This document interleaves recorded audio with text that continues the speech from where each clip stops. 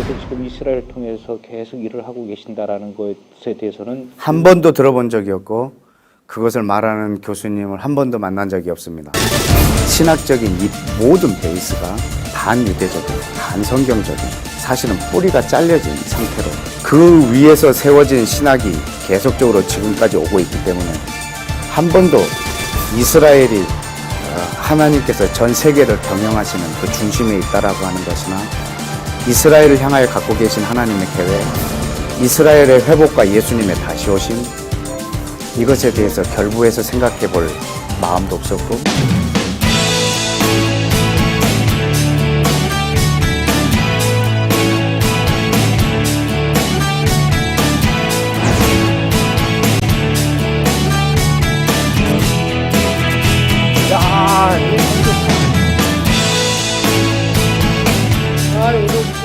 예, 아이고 고맙습니다. 안녕하세요. 이게 뭐예요? 이게 메노라군요.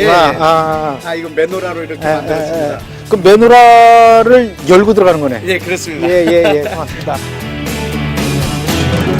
꽃이 피는 것은 다 가을 꽃입니다. 가종류, 열초.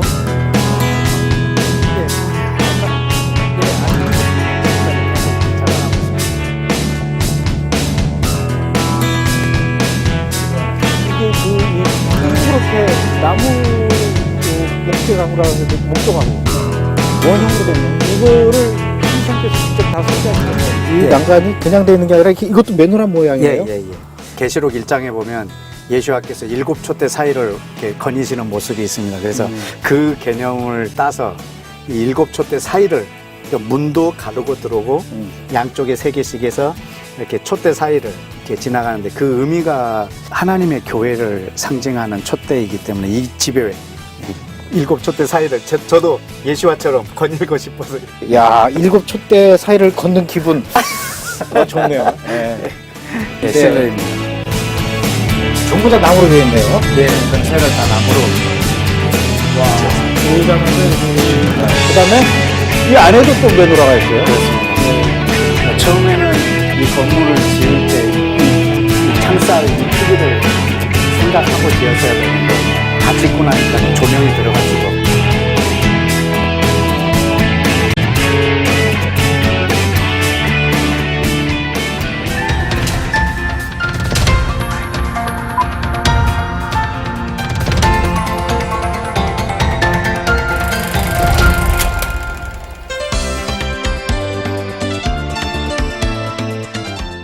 일 년 전이죠. 브레드 TV가 시작되었던 지난해 8월 1일 브레드 TV와 함께 같이 시작된 프로그램이 있습니다. 바로 브레드 쇼죠. 이스라엘을 위해서 기도하는 분들, 또 이스라엘 사역자들, 또 이스라엘을 깊게 연구하신 그런 학자분들, 이런 분들을 저희 스튜디오에 초청하거나 또는 제가 직접 찾아가서 본격적인 이스라엘과 관련된 이야기를 듣는 토크쇼 프로그램 브레드쇼. 벌써 60여 회가 지났는데요.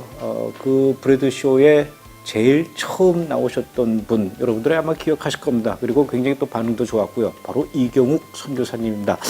오늘은 제가 1년 만에 우리 이경욱 선교사님 계시는 곳으로 제가 찾아왔습니다. 바로 원유면 하우스. 여러분들 조금 전에 보셨듯이 굉장히 아름다운 곳에 이스라엘을 위해서 기도하시는 분이 계십니다. 이경욱 선교사님, 오늘 이렇게 만나뵙게 돼서 또 이렇게 초청해 주셔서 고맙습니다. 네, 감사합니다. 여기 이름을 원유면 하우스라고 이렇게 했죠. 처음에 원유면 하우스라고 이름을 지으려고 마음먹었던 이유, 앞으로 여기가 어떤 곳이 되었으면 좋겠다, 어떤 생각으로 이렇게 원유면 하우스라고 이름을 짓고 이곳에 오시게 되었습니까? 하나님의 말씀인 에베소서 2장 15절에 있는 그 말씀을 이루기 위한 그런 공간, 집이 있으면 좋겠다.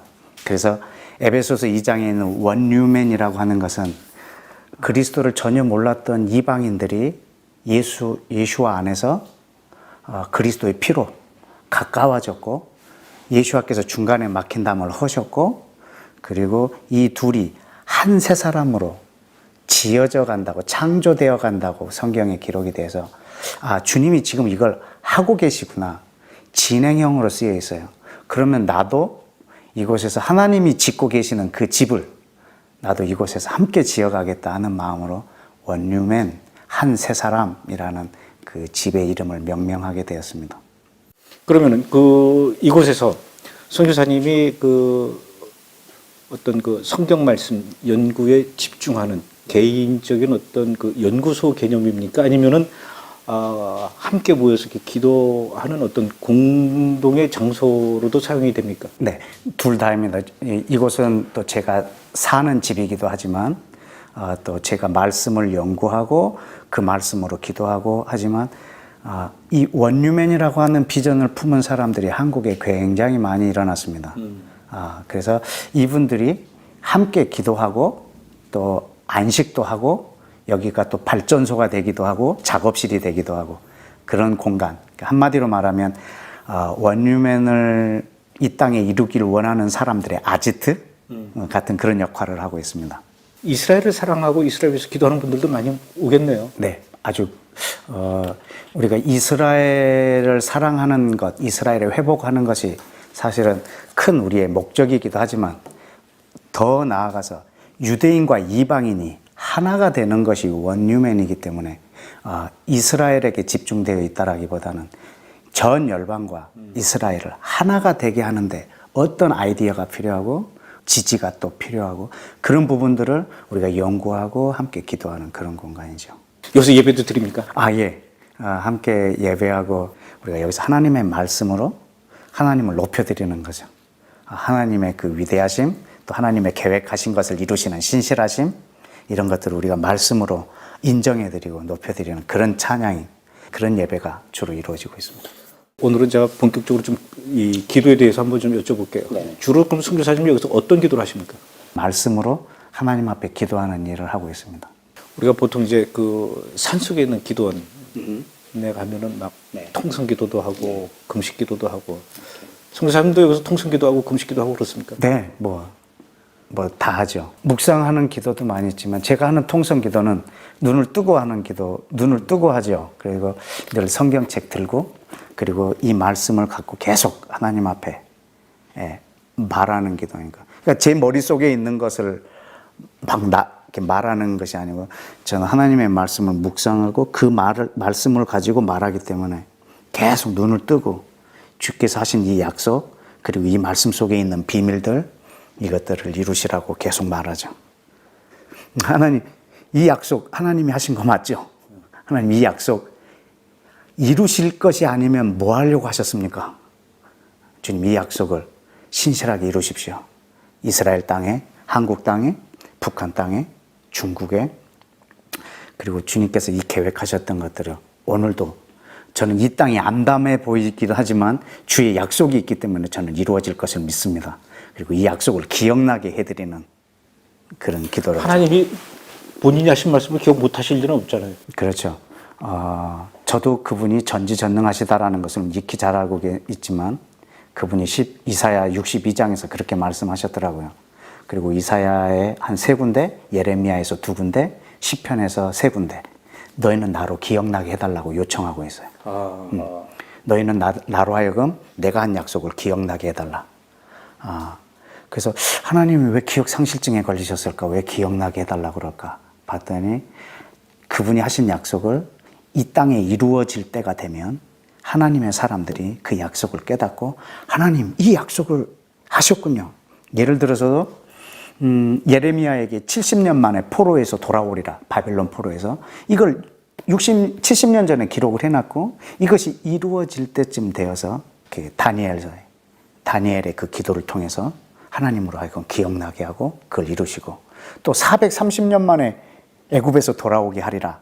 이걸 아브라함에게 창세기 15장에서 약속했던 것을 430년 만에 이제 이 백성들이 하나님 앞에 울부짖음으로 그것을 듣고 기억하시고 그리고 그 신실하게 이루시고 오늘날도 이 말씀은 이 땅에 이루어져야 될 내용들이 거의 대부분입니다.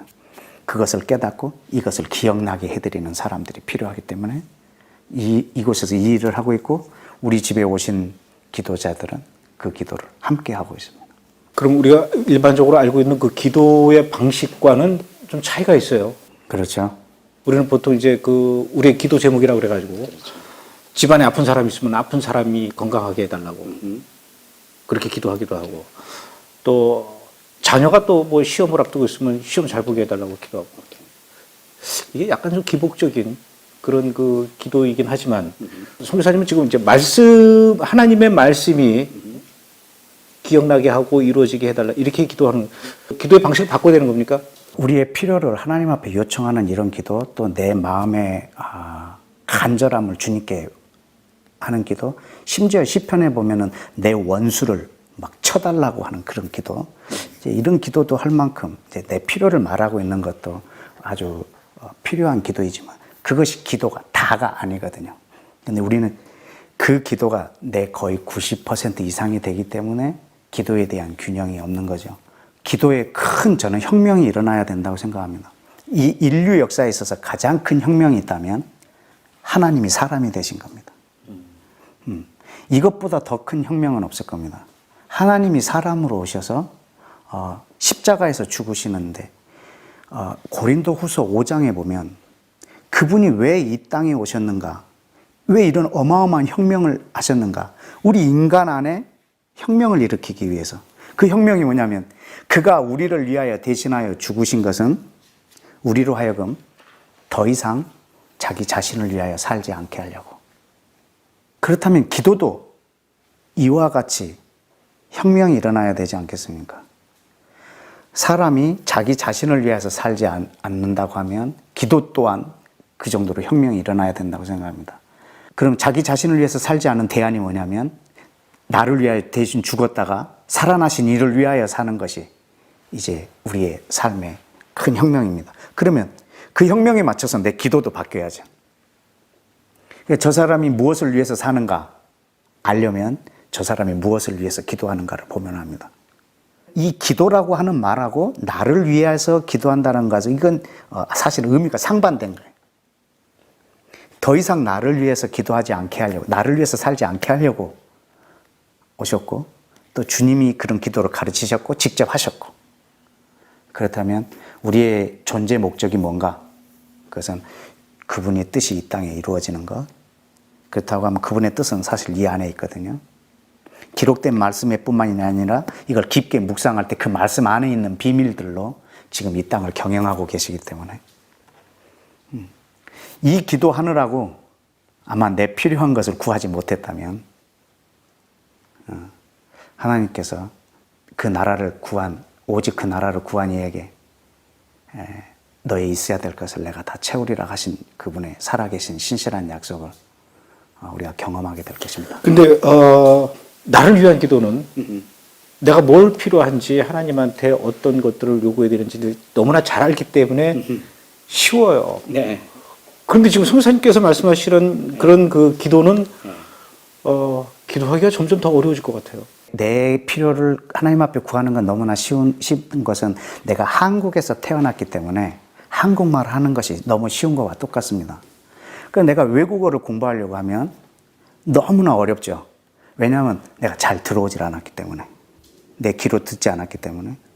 내가 미국에서 태어났다면 나는 지금 한국말이 서투를 거고 영어가 자유스러울 거예요. 내 마음에 있는 것을 내가 기도해 온 것은 쉬운 일이지만 하나님의 말씀을 듣고 그것을 기도한다는 것 자체가 우리한테 지금 익숙하지 않기 때문입니다. 그러니까 이 성경하고 내 기도하고 완전히 별개가 돼버린 거죠.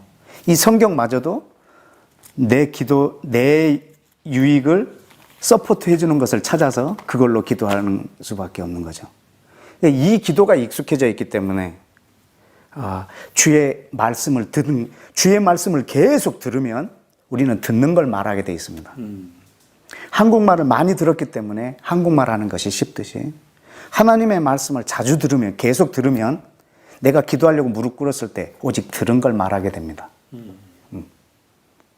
그래서 이곳에서는 기도하는 시간과 말씀 묵상하는 시간을 이렇게 한번 나눠보면 사실 한 8대2 정도, 말하는 시간은 한 2 정도, 그러면 듣는 시간은 한 8 정도의 시간입니다. 왜냐하면 우리는 들어야 말할 수 있기 때문에 내 뜻이 이루어지는 것은 하나도 중요하지 않거든요. 물론 나한테는 좋겠죠. 그러나 내 뜻을 이루기 위해서 지금 내가 신앙생활하고 있는 것이 아니고 하나님의 뜻이 이 땅에 이루어지는 것이 우리의 본분이기 때문에 기도의 혁명이 일어나야 된다고 생각을 합니다. 성경을 많이 읽지 않으면은 기도 제목이나 뭐 기도도 잘 안 나오겠네요. 말씀을 읽지 않으면 기도가 안 되겠, 못 하겠네요 보다도 나를 위하여 지금 내가 이 세상을 살고 있는가 아니면 하나님을 위하여 살고 있는가 이 근본적인 변화가 일어나야죠. 성경을 읽어도 내가 나를 위한 삶 또 내 인생의 최종 목적이 나인 거 내가 구원받는 거 이것을 최종 목적으로 이 땅에서 평안하고 안녕하게 사는 것 이것이 목적이면 성경을 읽어도 이 성경 내용이 전부 다 나에게 평안과 안녕을 주고 물질적인 복 이런 내용으로 성경 전체를 읽혀지기 때문에 또 그걸 듣고 말하면 똑같습니다. 그런데 성경을 읽지 않았기 때문에 기도를 못하는 게 아니고 근본적으로 내가 성경을 읽는 목적, 기도하는 목적, 내가 이 땅을 사는 목적 아까 예수와께서 이 땅에 오셔서 우리 안에 혁명을 일으켜 주신 것.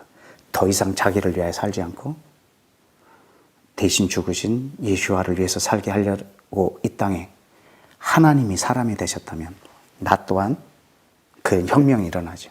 성경을 볼 때도 그리고 기도할 때도.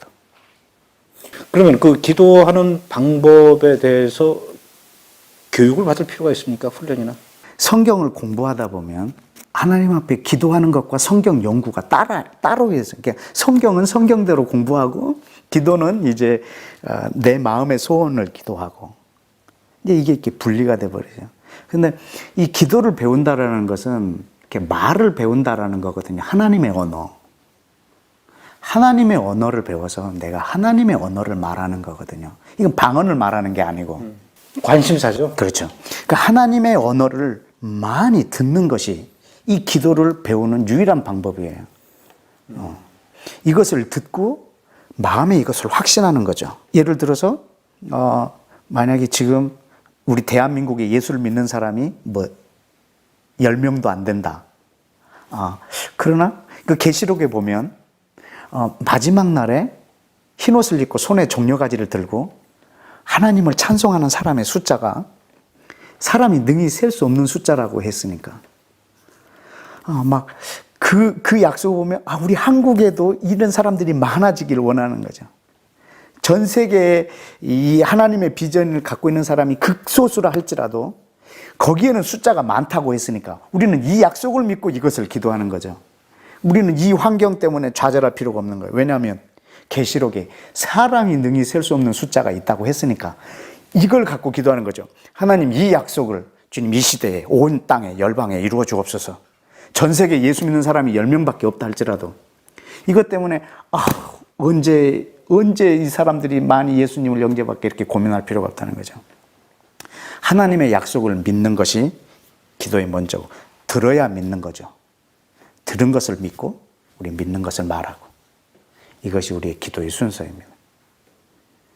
그렇기 때문에 듣지 않고 마음에 믿어지는 것이 없었을 때 우리는 늘 내 육체를 가지고 있는 내 마음의 소원들이 계속 기도로 나오게 되는 거죠. 개인의 어떤 소망이 있어요. 이거를 하나님 꼭 들어주십시오 하고 기도를 했는데 정작 하나님이 그 일에는 관심이 없으시거나 그렇게 되지 않기를 오히려 하나님은 원하고 있는데 내가 그렇게 기도할 경우가 있어요. 그러니까 하나님의 뜻과 나의 뜻이 상충될 때 이런 기도는 응답이 안 되는 거죠. 물론 하나님이 가장 좋은 것을 주시는 것을 우리가 모를 수도 있고 가장 큰 복은 하나님이 주시고 싶어하는 거하고 내가 받고 싶어하는 게 같은 거예요. 그때 가장 큰 복이죠. 그러나 우리는 육신을 갖고 있는 또 사람이고 하나님의 생각에 이르지 못하다 보니까 내가 원하는 것과 주님이 주고 싶어 하시는 것이 다를 때 우리는 그 속에서 많이 괴로워하는 그런 인생이죠. 그러나 하나님의 의도, 하나님의 계획, 뜻을 이렇게 많이 듣다 보면 내 문제가 닥쳐도 이것을 어떻게 기도해야 될지에 대한 그런 아이디어가 그리고 그것이 오는데 이 하나님의 말씀이 늘 나에게 없을 때는 마치 기도를 데일밴드 붙이듯이 이렇게 사고 나면 빨리빨리 때워야 되는 식으로 이렇게 우리가 기도할 수밖에 없죠. 그냥 내 뜻이 이루어지는 것은 아무 의미 없다. 그런 말은 아닙니다. 내 뜻이 이루어지는 것, 그건 아주 나한테는 기쁜 일이기도 하지만 사실은 우리가 이 땅에 하나님이 사람이 되셔서 죽으신 이유가 있다고 하면 내 뜻을 이루기 위해서가 아니라 하나님의 뜻을 이루기 위해서 그렇게 하셨기 때문에 내 뜻이 이루어지는 것보다 하나님의 뜻이 이루어지는 것이 더 기쁜 그 사람들이 바로 하나님의 사람일 것이고 내 고난마저도 하나님의 뜻이 이루어지는 통로로 사용할 때 그때 그 고통은, 고난은 더더욱 값지게 된 거죠. 그래서 내게 어려운 고통이 왔을 때 이것을 이렇게 해주십시오라고 기도하기보다는 기도에 대한 나의 대안인데 하나님 앞에 그대로 올려드리는 겁니다. 어떻게 해요? 오늘도 이렇게 브레드 TV가 우리 집에 왔잖아요. 모든 스태프들이. 그때 저는 이렇게 해달라고 기도를 할 것이 없습니다. 왜냐하면 하나님의 의도를 모르니까. 내가 마음대로 하나님 앞에, 하나님 오늘 브레드 TV 모든 스태프들과 김종철 감독이 와서 인터뷰를 합니다. 하나님 좀 이렇게 해주시고 이렇게 해주시고 하나님 이렇게 해주시길 원합니다. 물론 그 내용이 좋은 내용일 거예요. 내가 기도하는 내용이. 그러나 아무리 좋은 걸 할지라도 내 뜻이 이루어지는 것보다 하나님의 뜻이 이루어지는 것이 더 중요하죠. 그래서 저는 있는 그대로 하나님 오늘 우리 브레드 TV의 모든 스태프들과 감독이 우리 집에 와서 이렇게 인터뷰를 하게 됐습니다. 이게 제 기도 끝입니다. 그럼 보고하는 거네요. 그렇죠. 보고하는 거죠. 저는 이 계획이 지금 일주일 전에 이루어졌잖아요. 그러니까 일주일 내내 저는 이 기도를 해왔어요. 매일 같은 보고를 하는 거죠. 왜냐하면 저는 하나님께서 뭘 원하시는지 말씀하실 때까지 제가 할 말이 없는 거예요. 예를 들어서 촬영하는 동안에 촬영이 방해받지 않도록 뭐 기계가 이상이 없도록 잘 진행될 수 있도록 하나님께서 그 자리에 함께 해주시고 뭐 이렇게 기도할 수는 있죠. 그렇게 할 수는 있지만 내가 기도를 안 했다고 해서 촬영이 망치거나 또 기도를 그렇게 했다고 해서 또 그것이 그렇게 이루어졌다라고 저는 그럴 수도 있지만 그것보다 더 중요한 것은 하나님의 뜻이 이루어지는 거기 때문에 저는 그분이 뭐라고 말하기 전까지는 내 기도 응답되는 것, 내가 이 브레드 TV가 촬영하는 동안에 아무 일이 없도록 기도했기 때문에 이렇게 됐다라고 생각을 하고 싶지는 않습니다. 사실은 난 그걸 누구한테 배웠냐면 욥한테 배웠습니다. 욥기 9장에 보면 욥이 뭐라고 하냐면 내가 하나님을 불렀는데 하나님이 대답하셨어요. 그래도 나는 내가 부름에 그분이 대답했다고는 믿지 아니하리라. 그렇게 내가 불러서 대답한 게 아니야. 내가 불러서 대답했는데도 불구하고 내 부름에 대답했다라고는 믿지 아니하리라. 그럼 왜 대답을 하신 거예요? 그렇게까지라도. 그러니까 그분이 너무 크시기 때문에 내가 불러서 대답했음에도 불구하고 내 부름에 대답했다고 나는 믿지 않을 만큼. 그러니까 내가 기도했기 때문에 이렇게 이루어졌다라고 저는 믿고 싶지도 않을 만큼 그분이 내가 하나님의 나라를 꿈꾸고 있다면 이 부분들은 그분이 인도해 주시지 않을까. 굳이 내가 기도하지 않아도 말이죠. 그럼 기도 안 해도 돼요? 저는 내 안에 이 기도의 집이 세워진 다음에 사실 저를 위해서 기도한 것은 아마 거의 없을 것 같습니다. 본인을 위한 기도는 안 하고 아까 말씀하신 것처럼 하나님의 말씀이 이루어질 수 있도록 만약에 내가 기도하지 않아서 내 기도를 하지 않아서 그것이 이루어지지 않았다면 난 그걸 달게 받겠습니다. 기도해서 응답이 되면은 그 기도 자체도 자기의 공로가 될 수 있겠네요. 그것이 우리에게 굉장히 큰 유혹이기도 합니다. 왜냐하면 기도 응답에 주님께서 기도하신 응답의 조건이 내 기도가 아니거든요. 주님이 내 기도에 응답하셨다고 믿는 것 자체가 기도 응답에 대한 확신이 없어서가 아니냐, 전혀 그런 것이 아니에요. 기도 응답의 조건은 기도가 아니에요. 기도했기 때문에 응답된 게 아니에요. 그렇습니까? 네, 기도 응답의 조건은 하나님의 은혜예요. 기도를 하든 안 하든. 기도를 했든 안 했든 기도 응답의 조건은 하나님의 은혜예요. 그래서 기도가 응답됐을 때 하나님의 은혜인 거예요. 근데 내 기도가 응답됐다고 믿으면 이 기도가 응답됐을 때 이 사람은 한없이 높아집니다. 그때 내 기도한 거 들었지? 그때 내가 기도했었어. 내 기도한 게 이렇게 이루어졌어. 자기 행위에 대한 합리화.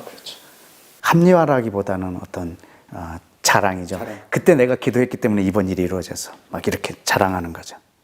근데 내가 기도했기 때문에 이루어진 게 아니라 하나님의 은혜라는 거죠. 내가 그 기도를 하게 된 것도 하나님의 은혜고.